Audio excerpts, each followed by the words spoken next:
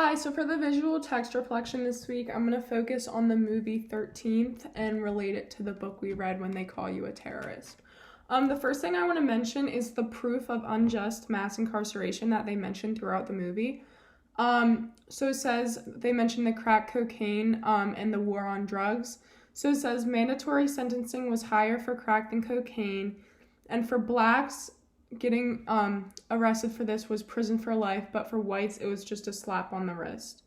This reminded me of When They Call You a Terrorist, because they mentioned Brock Turner and he was found guilty for raping a girl, but he only got 6 months in prison because it wasn't the right fit for him and because he was being good. But yeah, if this was a black person, which there have been cases, they've been put into prison for about 14 years for the same case, and not let go, even if they were proven to be innocent. The second point I want to touch on is I want to mention Donald Trump. With everything going on today, I think it's important to mention it. So he is often obsessed with fake news, but as they stated in this film, blacks are overrepresented as criminals on the news, and they're called super predators. So this shows that he's claiming fake news, but the news is actually poorly representing blacks, leading to more racist acts. Donald Trump also wanted the death penalty for innocent children. They were children.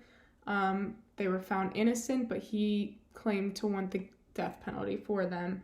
And then I also think that he enforces divisiveness. So as they mentioned in the book, like, they use the term thugs to describe protesters, and he also did the same thing. And the term thug is just now used to undermine black people and treat them, it's a term to treat them as less than.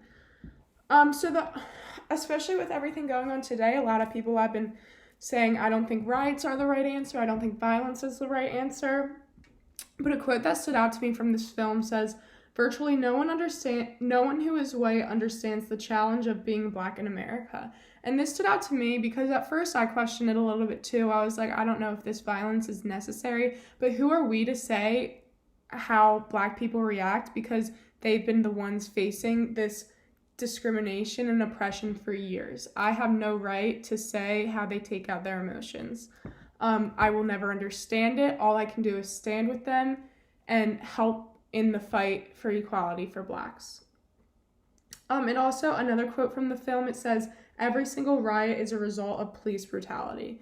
So their rioting is and the violence occurring now is because of the violence that police have enacted among people.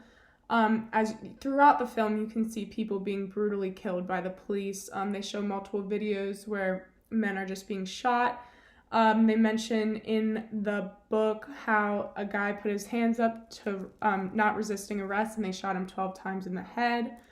And this is still occurring, and I just think these riots that are going on today, it's like they're just fighting for being able to walk down the street and not be killed by a cop. Like, the police brutality is what is causing all the issues. It's not the rioting.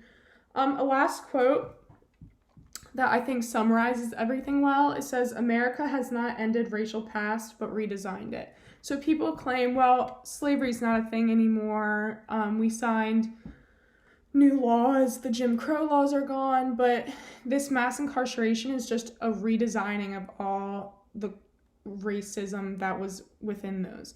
So the Jim Crow laws might not be a thing, but under law now, you can still treat black people less than, or people less than, if they're incarcerated. And it happens because of all of this that black people are being more incarcerated, therefore they're being treated worse. So I think it just shows that racism is not over and these things still occur, but it's just in a different way. Thank you.